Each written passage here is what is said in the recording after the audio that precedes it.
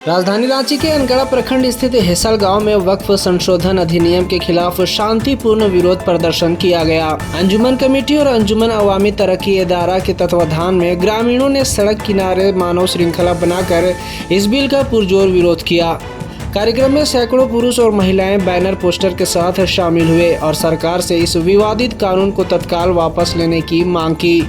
इस मौके पर मुस्लिम समुदाय के प्रमुख लोगों ने कहा कि वक्फ की संपत्तियां हमारे पूर्वजों की दी गई धार्मिक और सामाजिक धरोहर हैं। सरकार द्वारा प्रस्तावित संशोधन मुसलमानों की धार्मिक, शैक्षणिक और सामाजिक संस्थाओं के अस्तित्व पर सीधा हमला है।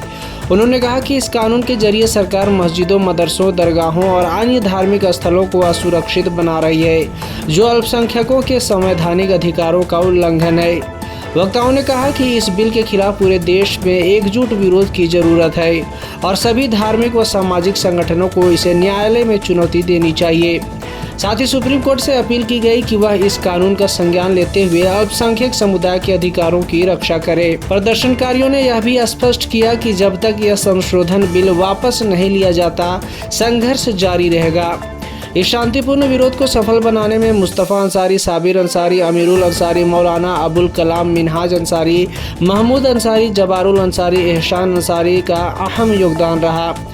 देखिए, वक्फ बिल के खिलाफ में आज पूरे मुल्क में, पूरे देश में मुसलमानों ने बड़ी गम और गुस्से का इजहार किया है और एक लोकतांत्रिक ढंग से, एक जमहूरियत में जो व्यवस्था भारत के संविधान में है, भारत के आईन में है, उसी के तहत जो ये प्रोटेस्ट हो रहा है। मैं एक छोटा सा एग्जाम्पल मैं बताना चाहता हूँ। हेसल गांव का ही लेकर मैं बताना चाहता हूँ कि हेसल गांव में एक ऐसी मस्जिद है जिसमें वक्फ किया गया है और वो मस्जिद आज बनी हुई है। और उस जब वक्फ उन्होंने किया और मस्जिद की जब तामीर की गई तो पूरे रांची जिला के इलाके में गांव-गांव में घूम करके मजदूर पैसा दिया, जमीन बेच करके लोग पैसा दिया, औरतें गहना बेच करके पैसा दी और इस मस्जिद की आज तामीर की गई। कितनी मेहनत और मशक्कत से इस मस्जिद की तामीर की गई। लेकिन इनका जो संविधान जो आ रहा है केंद्र सरकार का, एनडीए गवर्नमेंट का जो संविधान आ रहा है, उनका ये कहना है कि वक्फ की जो जमीन है, चाहे वो मदरसा में हो, चाहे जिसमें भी जमीन हो, वो जो उसका संचालन में उसका आदमी रहेगा। आप बताइए कि हेसल में जब मस्जिद जैतून में वक्फ करके बनाया गया और लोगों ने मेहनत किया, सदर, सेक्रेटरी और कमेटी के माध्यम से ये चल रहा है, और उसमें अगर सरकार अपना आदमी दे देता है तो कितनी बड़ी नाइंसाफी होगी। मैं इसलिए ये बात कह रहा हूँ ताकि बहुत ऐसे लोग हैं जिनको वक्फ के बारे में समझ में नहीं आते कि वक्फ बिल क्या है। वक्फ बिल ये है कि अगर मान लीजिए हम अपना जमीन किसी को दान देते हैं, वो जमीन उसकी हो गई, अगर सरकार उसमें इंटरफेयर करता है तो वो जो है गलत है। इसलिए पूरे मुल्क में, पूरे देश में आज जो है वक्फ बिल के खिलाफ जो रोड पर उतरा है और ये वक्फ बिल इनको लेना ही होगा। और जैसा कि हमारे जो झारखंड सरकार का कहना है, मैं किसी भी हाल में वक्फ बिल यहाँ लागू होना नहीं देंगे, ये जो झारखंड सरकार का कहना है। तो आज जो संविधान में जब किसी को दे दिया गया है, उसमें जबरदस्ती अगर जो सरकार उसमें इंटरफेयर करता है, सरकार उसमें जो कब्जा करना चाहती है, तो मुसलमान किसी भी कीमत पर इसको बर्दाश्त नहीं करेगा। इसी क्रम में मैं एक बात और कहना चाहता हूँ कि अभी जो घटना घटी, अभी जो पहलगाम में जो हृदय विदारक जो आतंकवादी घटना घटा है, कि ये जो घटना घटी है, ये घटना को लोग बोलते हैं कि मजहबी घटना है। मैं तो इसको मजहबी घटना नहीं मानता हूँ, मैं तो ये जो मानवता घटना मानता हूँ। आज मान लिया जाए कि हिंदुस्तान का जो आइन है खुलेआम लोगों को मारे जा रहा है। पिछले बार भी आप लोगों ने देखा था कि जब पुलवामा की घटना घटी, हमारे जो गृह मंत्री, हमारे प्रधानमंत्री ने कहा कि मैं सख्ती से कार्रवाई करूंगा, इनको मैं ऐसा मारूंगा कि दुनिया देखेगी। उसके बाद जब पुलवामा घटना घटी वो मामला खत्म हो गया। आज देखिए अब पहलगाम में जो घटना घटी है, उस समय वही जुमले का इस्तेमाल हमारे प्रधानमंत्री, हमारे गृह मंत्री, हमारे जो रक्षा मंत्री आज भी उसी जुमला का इस्तेमाल कर रहे हैं कि मैं इनको मारूंगा। तो लोग मारे ही जाते रहेंगे। और आपको मैं एक बात और बताना चाहता हूँ कि जब बाहर मुल्क आदमी हम गुजारा हिंदुस्तान में, तो हमारा जो जांच एजेंसी है वो क्या देखती है कि वो घुस करके चले जाते हैं। मैं एक बात और आपको बताना चाहता हूँ, यहाँ की घटना आपको समझने में आसानी होगी। आज से करीब 20-25 साल पहले की घटना है। पुरलिया का कुंदाग में आया और हथियार गिरा करके चला गया। न तो लोग आज जांच एजेंसी वाले उनको आते देखे, न जाते देखे। तो हमारा जो जांच एजेंसी है बिल्कुल निकम्मा है, और खास करके इस सरकार में जो जांच एजेंसी है वो बिल्कुल निकम्मी है, वो कुछ नहीं देखते हैं। इसलिए मैं सरकार से मांग करता हूँ कि अगर आपसे देश संभलता है तो संभालिए, और अगर नहीं संभलता है तो गद्दी इनको छोड़ देना चाहिए। पुलवामा का घटना ले लीजिए, ये घटना ले लीजिए, आए दिन ये घटनाएं घट रही है। और ये जो नफरत वाली जो है ये वक्फ बिल है, ये मोहब्बत का बिल नहीं है, ये मुसलमान और हिंदू के बीच नफरत पैदा करने वाला जो है ये प्रस्ताव है।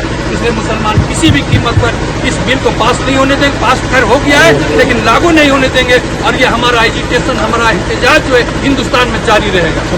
अमेंडमेंट एक्ट 2025 को मरकजी हुकूमत अपनी बहुसंख्या होने की वजह से इस जोन में, इस नशे में मुसलमान विरोधी, संविधान विरोधी एक कानून बना कर लाया जिसको वक्फ अमेंडमेंट एक्ट 2025 कहते हैं। इसमें कई आर्टिकल ऐसे हैं जो इस्लाम विरोधी भी है और संविधान विरोधी भी है, और ये मुल्क संवैधानिक तौर पर संविधान में हमको आज़ादी के साथ अपने मजहब को मानने की पूरी छूट देती है। इसलिए अगर ये कानून संवैधानिक तरीके से इस मुल्क में जो हमें आज़ादी के साथ मजहब पर अमल करने की जो हमको आज़ादी देती है, उसमें अगर ये रुकावट बनता है तो ये गैर संवैधानिक है और इस्लाम विरोधी है। इसलिए सरकार से हम मुतालबा करेंगे कि सरकार इस वक्फ संशोधन विधेयक को वापस ले और मुसलमानों को मजहबी आज़ादी के साथ इस मुल्क में, इस्लामी तशख़्ख़ुस के साथ इस मुल्क में जीने और रहने के पूरी तरह से स्वतंत्रता के साथ आज़ादी दे दे। यही हमारा मुतालबा है और इस कानून को वापस ले।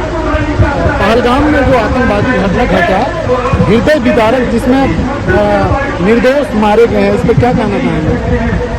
पहलगाम में, कश्मीर के पहलगाम में जो टेरर अटैक हुआ है, वो निहत्थों के साथ बेगुनाहों के ऊपर जो हमला हुआ है, हम उसको सिरे से कंडेम करते हैं और हम दिल से उसको मजम्मत करते हैं और सरकार से ये मुतालबा करते हैं कि उसको गहन जांच छानबीन की जाए और जो इसमें मुजरिम हैं उन मुजरिमों को कड़ी से कड़ी सजा दी जाए और उसको मजहब के चश्मे से न देखा जाए, क्योंकि देश से बाहर के जो इस मुल्क के जो दुश्मन हैं उनके तरफ से भी मजहब के नाम पर हमला हो रहा है और इस मुल्क के अंदर भी मजहब के नाम पर हमला हो रहा है। लेकिन हर कौम में, हर समाज में असामाजिक तत्व रहते हैं। उन असामाजिक तत्वों को देखकर और पूरे कौम को उसी जाविये से जांचना और जज करना ये सरासर गलत होगा।